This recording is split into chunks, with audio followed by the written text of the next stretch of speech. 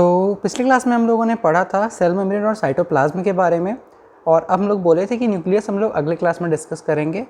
तो न्यूक्लियस क्या होता है, जैसे कि हम लोगों ने पढ़ा था कि साइटोप्लाज्म के अंदर भी बहुत सारे ऑर्गेनल्स होते हैं, वैसे ही न्यूक्लियस के अंदर भी ऑर्गेनल्स होते हैं। ओके, तो मैंने आपको बताया था कि दो सर्कल होते हैं, ठीक है। आप लेट कर लीजिए, एक बड़ा सर्कल है, उसके अंदर एक छोटा सर्कल है।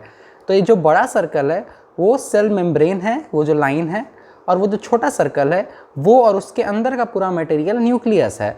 और जो दोनों सर्कल के बीच का जो एरिया बचता है वो आपका साइटोप्लाज्म है। तो न्यूक्लियस और साइटोप्लाज्म साथ में मिलकर प्रोटोप्लाज्म बनाते हैं, यहाँ पिछले क्लास तक आप लोगों ने पढ़ा था। तो nucleus is a large spherical organelles present in all the cells. तो न्यूक्लियस भी एक तरह का ऑर्गेनल ही है जो कि सेल में, हर सेल में मौजूद होता है।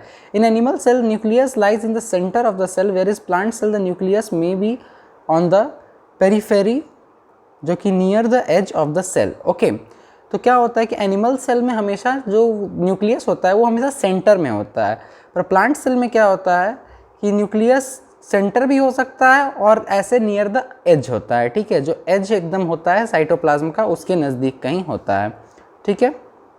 Nucleus is the largest organelle in the cell, तो ये बात तो आपको पता ही है। वो जो पूरा सर्कल है छोटा वाला, वो तो पूरा न्यूक्लियस है, तो सबसे बड़ा है फ्रॉम द साइटोप्लाज्म बाय और ये nucleus is separated from the cytoplasm by a membrane called nuclear membrane, ठीक है। तो जैसे मैंने आपको बताया कि दो सर्कल हैं, ठीक है, बड़े और छोटे। तो बड़े सर्कल का जो लाइन है वो किस नाम से जाना जा रहा है? सेल मेम्ब्रेन के नाम से जाना जा रहा है। और वही छोटे जो सेल का लाइन है, जो गोल है, वो न्यूक्लियस मेम्ब्रेन के नाम से जाना जा रहा है। मतलब सेल का जो आउटर कवर है वो सेल मेम्ब्रेन है, और न्यूक्लियस का जो आउटर कवर है वो न्यूक्लियस मेम्ब्रेन है। The transmission of characteristic from the parent to the offspring is called inheritance. तो आपको ये एक टर्म है इनहेरिटेंस, ठीक है। उसको एक सेकेंड, हाँ, तो एक टर्म है इनहेरिटेंस, जिसको हम लोग जानते हैं कि जो भी कैरेक्टर, ठीक है, जो हम अपने पेरेंट से अपने अंदर लेते हैं, जैसे कि आपने लोकल लैंग्वेज में बहुत बार सुना होगा ये चीज़ कि इसके नाक मम्मी पे गए हैं, ये इसका जो हरकत है, इसका जो खाने का तरीका है वो पापा पे गया है। तो ये सब क्या होते हैं? कैरेक्टरिस्टिक होते हैं जो कि आपके पेरेंट से आपके अंदर आते हैं, ठीक है। तो ये किस चीज़ का काम होता है? ये भी सेल का ही काम होता है। और इस प्रोसेस को जो हमारे पेरेंट्स से हम में आता है, जो ट्रांसमिशन होता है कैरेक्टरिस्टिक का, इसको इनहेरिटेंस कहते हैं, जो कि पहले लाइन में यहाँ पे दिया हुआ है, ठीक है।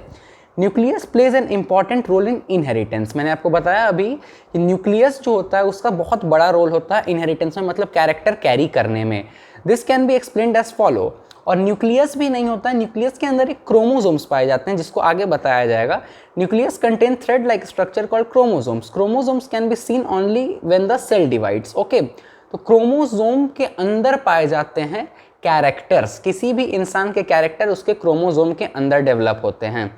Chromosome contain gene which is the unit of inheritance. और क्रोमोसोम के अंदर भी एक पार्टिकल होता है जो कि जीन, जो कि ट्रांसफ़र होता है, ठीक है। मतलब पूरा का पूरा न्यूक्लियस ट्रांसफ़र नहीं होता है, पूरा का पूरा ये क्या है, पूरा का पूरा क्रोमोसोम ट्रांसफ़र नहीं होता है। क्या ट्रांसफ़र होता है? क्रोमोसोम में प्रेजेंट एक जीन नाम का वर्ड होता है, GENES, वो ट्रांसफ़र होता है, ठीक है।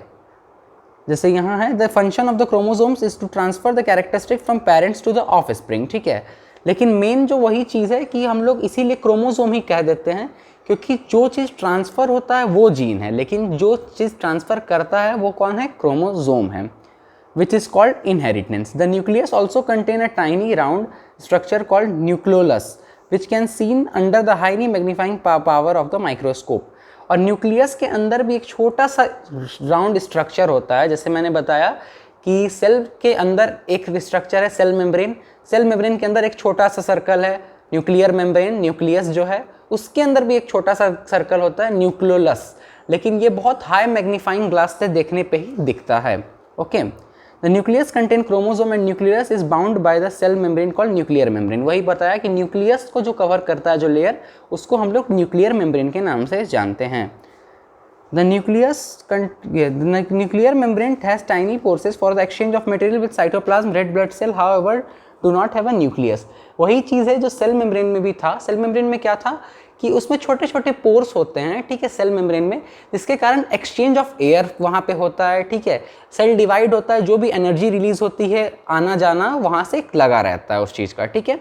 वैसे ही न्यूक्लियस मेम्ब्रेन, जो न्यूक्लियर मेम्ब्रेन होता है, उसमें भी ये सेम प्रॉपर्टी होती है एक्सचेंज ऑफ मटेरियल आने के लिए, ठीक है, जिसमें रेड ब्लड सेल आता है, ठीक है, however do not have a nucleus, ठीक है, जो रेड ब्लड सेल्स होते हैं, ठीक है, उनके अंदर खुद का न्यूक्लियस नहीं होता है। Before we end the discussion on nucleus, it will be good to say a few words about genes, which are held on the chromosomes present in the nucleus of the cell. Gene is a unit of inheritance in living organism. तो बताया गया कि यही चीज़ है कि gene जो है, gene ही main unit है, ठीक है, वही ट्रांसफ़र होता है। क्रोमोसोम के अंदर जीन पाया जाता है और जीन ही ट्रांसफ़र होता है और कैरेक्टर्स को लेके, okay, which is transferred from a parent to offspring during reproduction and determines some characteristic feature of the offspring, ठीक है, यही चीज़ है। ये क्या होता है, ये दोनों फ्यूज़ हो जाते हैं, ठीक है, दोनों मदर फादर के जीन जाके फ्यूज़ हो जाते हैं मदर के अंदर रिप्रोडक्शन प्रोसेस में, okay. Thus genes control the transfer of hereditary characteristic from parent and offspring. This means our parent pass on some of their characteristic feature. वही चीज़ है कि पेरेंट्स से आपके अंदर कुछ फीचर्स आते हैं और कुछ सिमिलर होते हैं जो कि आप पापा और मम्मी की तरह करते होगे या फिर आपने कभी ध्यान नहीं दिया होगा पर आप करते होंगे, okay. All living matter in the cell is called protoplasm, okay. तो सेल के अंदर जितना भी लिविंग मटेरियल है, वो बहुत बार हो चुका है, वो सारा ही प्रोटोप्लाज्म कहलाता है।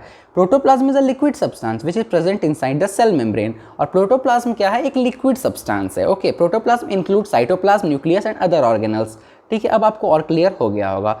Most of the protoplasm is made up of compound of only 4 element, carbon, hydrogen, nitrogen, oxygen. तो एक तरह से आप ये कह सकते हैं कि एक सेल जो होता है वो पूरा का पूरा इन 4 कंपाउंड से ही बना होता है, carbon, hydrogen, nitrogen and oxygen यहाँ पे दिए हुए हैं। It also contains some other elements. Some of compound present in protoplasm are water, carbohydrate, protein, fat. तो ये सब उसके अंदर के पार्ट बताए गए कि उसके अंदर क्या क्या होता है। आगे है माइटोकॉन्ड्रिया।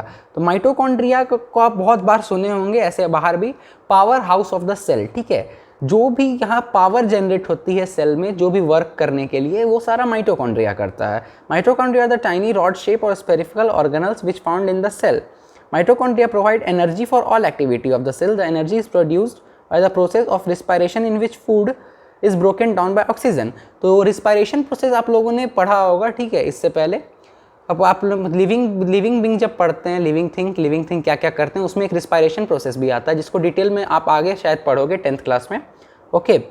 तो वो क्या होता है, ये जो काम, जो एनर्जी स्टोर होता है एक सेल का, वो माइटोकॉन्ड्रिया स्टोर करती है। Mitochondria use glucose and oxygen to produce energy, और जो एनर्जी प्रोड्यूस होती है वो माइटोकॉन्ड्रिया प्रोड्यूस करती है और उस चीज़ को स्टोर करती है। और mitochondria are found in large number in the cytoplasm, और ये बहुत ज़्यादा लार्ज नंबर में पाया जाता है, तब जाके ये छोटे छोटे बहुत सारे माइटोकॉन्ड्रिया मिलके इतने बड़े से हमारे बॉडी को कंट्रोल कर पाते हैं।